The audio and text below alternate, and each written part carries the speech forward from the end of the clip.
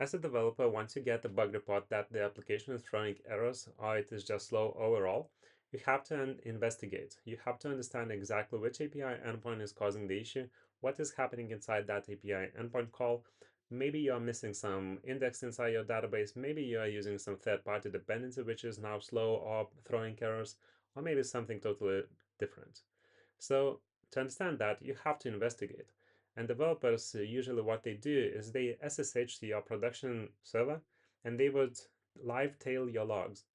Sometimes they would use grep to filter out some of those logs, but they would live tail your logs. And then they would go to their live application and they would try to navigate inside the app and try to reproduce the issue. Sometimes they will be lucky and they will be able to reproduce the issue, sometimes not. And this is happening because applications usually have multiple features, all kind of settings, and some of the bugs happen only on the edge cases.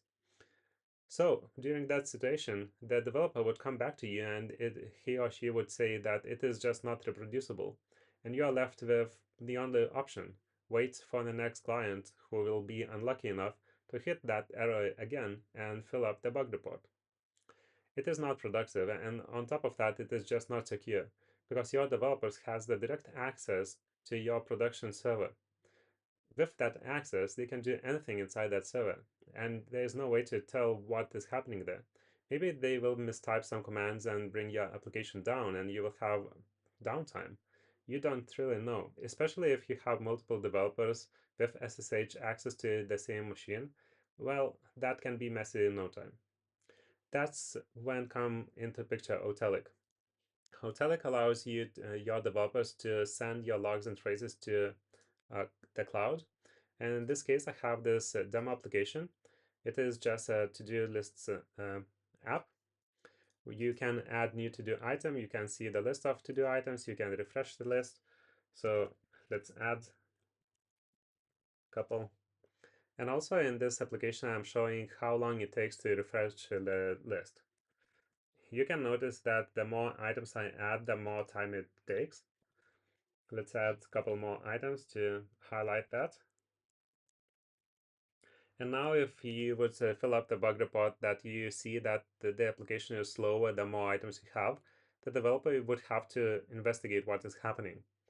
With Hotelic, what I will do is I basically go to the traces, and inside the traces, I will take a look at the last 15 minutes, let's say, or even 5 minutes, because I know that it is happening at the moment. So I will take a look at the last 5 minutes with the 1 second interval, and I immediately can see the slow calls.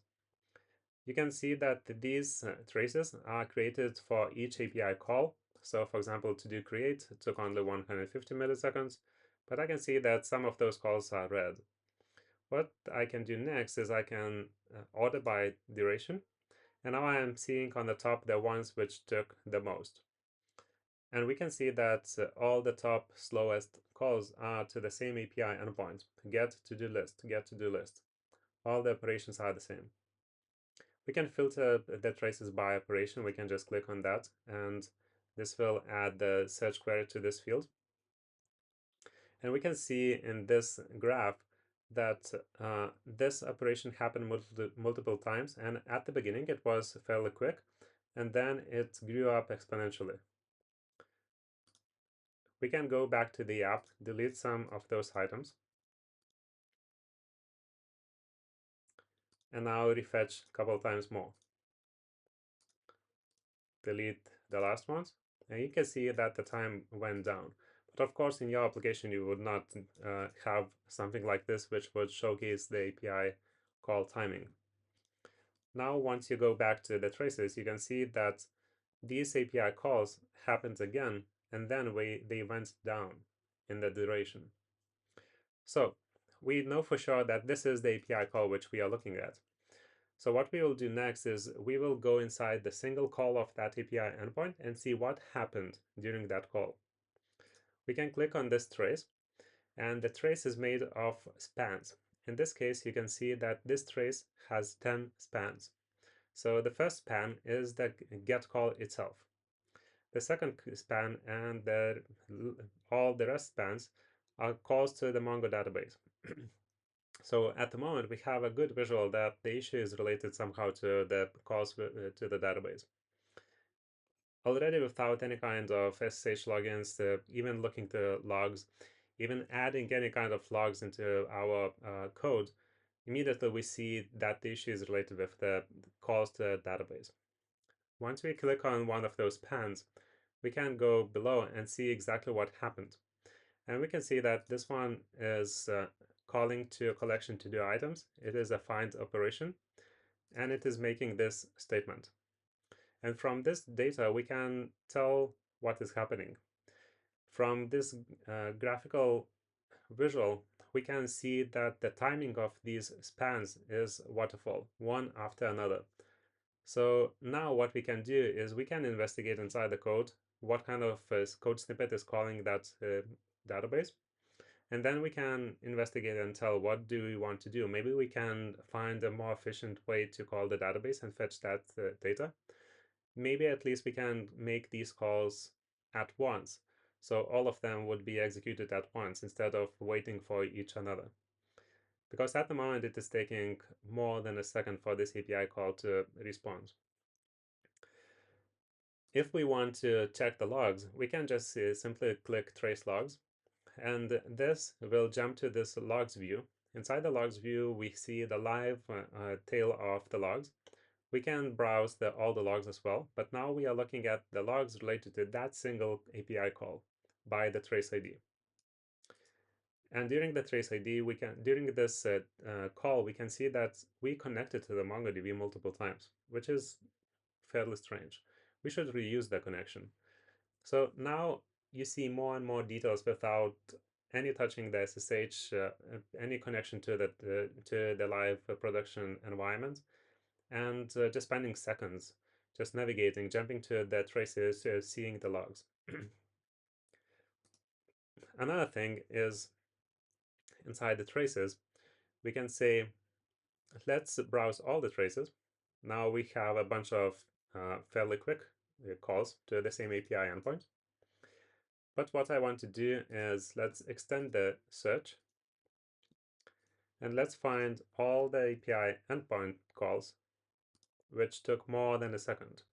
At the moment, I'm not filtering by anything but duration. And let's order by duration. We can see that always I had an issue with this to-do list API endpoint. And let's say I fixed the issue, or I assume that I did the fix. What I would do next is I would filter this operation with this filtering options, that I'm looking only for the traces which takes more than a second. And now I will create an alert. Inside the alert, I can tell that I want to trigger this alert if at least one trace will be found during the 15 minutes gap, or maybe 30 will be fine too. And I want to trigger this alert once per 60 minutes. And when I trigger this alert, I want to call this webhook.